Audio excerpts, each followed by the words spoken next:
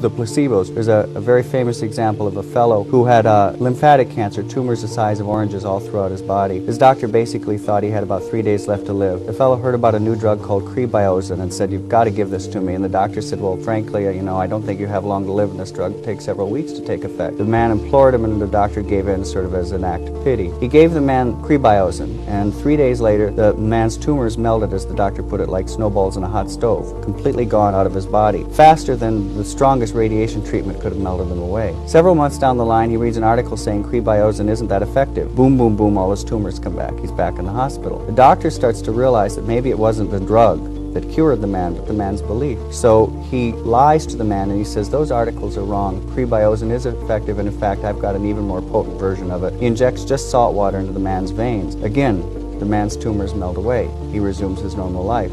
Unfortunately, many months down the line, he reads final studies on Crebiozin saying it's completely ineffective. Boom, boom, boom, his tumors come back and he dies. Bottom line is somehow this man had the ability to access some deep level of healing that wasn't the drug, because salt water worked just as well as this alleged drug. And so again, here's an instance where he responded to the model of reality in his head, this deep belief that this drug would heal him, even though he wasn't even receiving the drug at a certain point in his treatment. And his body responded in kind.